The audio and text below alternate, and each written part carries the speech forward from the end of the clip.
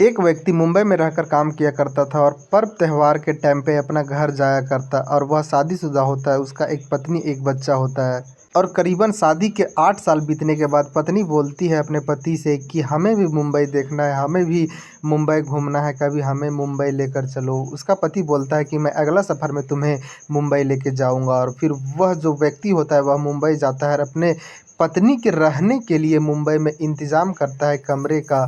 उसके बाद अपने पत्नी को मुंबई बुला लेता है। पति और पत्नी दोनों साथ साथ में रह रहे थे, लेकिन एक लड़का जो कि इसके पत्नी के ज़िंदगी में आता है और इसके पत्नी का पति के ऊपर से प्यार ख़त्म हो जाता है। और जो लड़के इसके ज़िंदगी में आया था उस लड़के के ऊपर प्यार ज़्यादा हो जाता है। और फिर पत्नी और एक बॉयफ्रेंड दोनों मिलकर ऐसा करते हैं जो भी यह कहानी सुने उनके पैरों तले ज़मीन खिसक जाता है। और पत्नी का घूमने फिरने के नाम पर जो बाहर लेके जाते हैं उनको भी विश्वास ख़त्म हो जाता है कि एक पत्नी घूमने के लिए बाहर आती है, लेकिन जैसे ही बाहर की दुनिया देखती है वैसे ही उसका विचार में बदलाव आता है, अपने पति के साथ ऐसा कांड कर देती है। कहानी को पूरा सुनने के लिए वीडियो पर बने रहें। नमस्कार, आप देख रहे हैं द रियल क्राइम और मैं आपके साथ रंजित गुप्ता।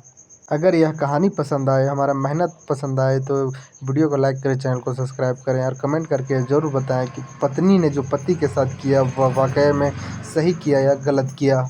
उत्तर प्रदेश के जौनपुर में एक थाना लगता है बक्सा, वहाँ एक गांव लगता है अवेह नंदर। वहाँ एक परिवार रहा करता था जिस परिवार में टोटल 4 भाई होते हैं। चारों लोग शादीशुदा होते हैं, लेकिन एक भाई जो विजय चौहान होता है वह सबसे बड़ा होता है और वह सबसे पहले मुंबई गया हुआ था काम करने के लिए और धीरे धीरे अपना सारा भाई को मुंबई लेकर जाता है। और वह मुंबई से अपना घर भी वक्त वक्त पे पर्व त्यौहार में आया करता। और विजय चौहान का एक बीवी और एक 7 साल का बेटा होता है।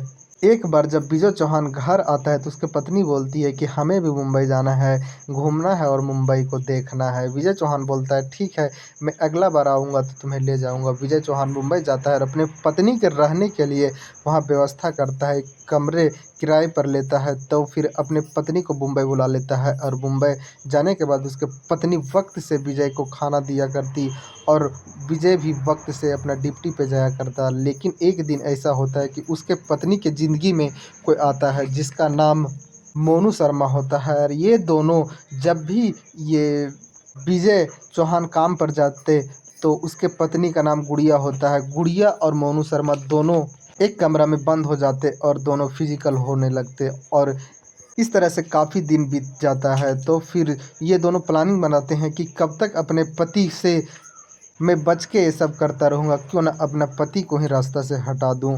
मोनू शर्मा तो पहले तैयार नहीं होता है, उसके बाद फिर तैयार हो जाता है और यह कत्ल का प्लानिंग बनाते हैं। जो गुड़िया देवी होती है वही बोलती है कि ठीक है, तुम्हें ज़रूरत नहीं है हमारे बीच आने का, हम खुद ही अपने पति को ठिकाना लगाएंगे।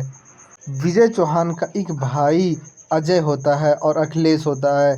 अखिलेश मुंबई में एक BH1 का फ्लैट लेने वाला था और विजय चौहान से बोल के रखा था कि हमें कुछ पैसा का ज़रूरत पड़ेगा, आपको देना होगा। तो ये 10 से 12 लाख रुपया इकट्ठा करके रखा था विजय चौहान अपने भाई अखिलेश चौहान को देने के लिए। अखिलेश चौहान एक दिन अपने भाई को फ़ोन करता है कि भाई हमें जो पैसा बोले थे वह पैसा दो, इसलिए कि मैं फ्लैट का बात करके रखा हूँ।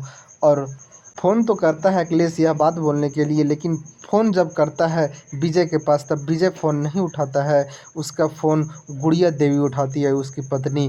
जब अखिलेश पूछता है कि भैया कहाँ गए हुए हैं, गुड़िया देवी बताती है कि वह काम के सिलसिले में मुंबई के गोरे गांव गए हुए हैं, से वो आएंगे तो मैं बात करा दूंगा।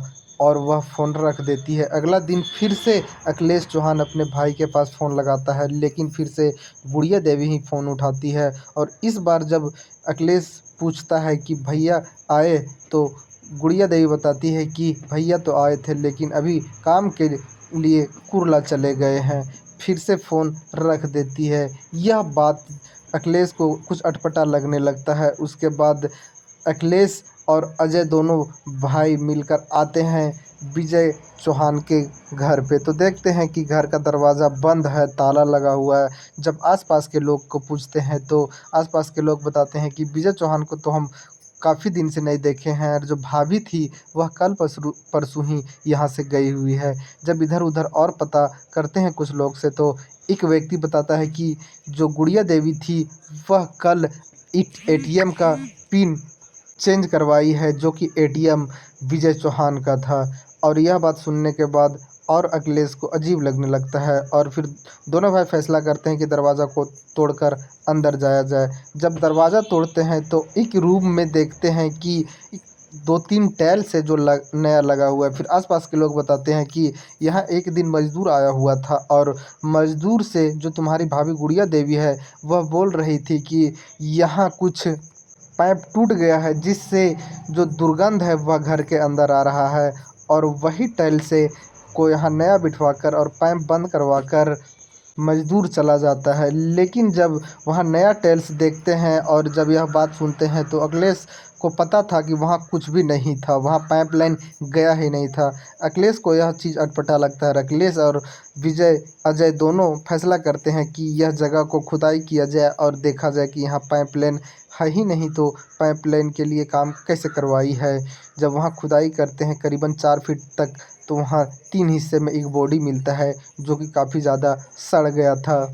वहाँ के फिर स्थानीय लोग पुलिस को खबर करते हैं। पुलिस आती है और उस बॉडी को कब्जे में लेती है और अखिलेश और अजय के बयान को पुलिस लिखती है। उसके बाद विजय चौहान के जो पत्नी गुड़िया देवी थी उसके तलाश में पुलिस जुड़ जाती है। तो एक दिन 21 जुलाई 2025 को गुड़िया देवी का व्हाट्सएप ऑन होता है। पुलिस उसका नंबर को सर्विलांस पे लगा दी थी। जब व्हाट्सएप ऑन होता है तो लोकेशन चेक करती है पुलिस और उस लोकेशन पर जाके गुड़िया देवी और उसके साथ में उसका प्रेमी मोनू शर्मा को उठा लेती है। उसके बाद पुलिस स्टेशन लेके आती है पुलिस और 23 जुलाई को ये दोनों को कोर्ट लेके जाती है पुलिस। कोर्ट में जज 5 दिन के पुलिस को रिमांड देते हैं कि आप इससे पूछताछ करें और यह पता करें कि यह जो कत्ल है वह कौन किया है और कत्ल करने का पीछे का वजह क्या है।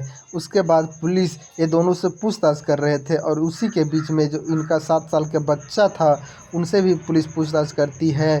तो वह बच्चा बोलता है कि जब जब पापा घर पे नहीं होते तब तब मम्मी गुड़िया देवी और मोनू शर्मा दोनों गलत काम किया करते। पुलिस उस बच्चे के भी बयान को दर्ज करती है और इधर पूछताछ करती है। हालांकि अभी साफ पता नहीं चल पाया है कि यह कत्ल किसने किया है और कैसे किया है, लेकिन जब भी पता चलेगा कि यह कत्ल कौन किया है और कैसे किया है तो आप लोग को बीच यह कहानी दोबारा ज़रूर लेके आऊँगा। इस कहानी में इतना ही। जय हिंद, जय भारत।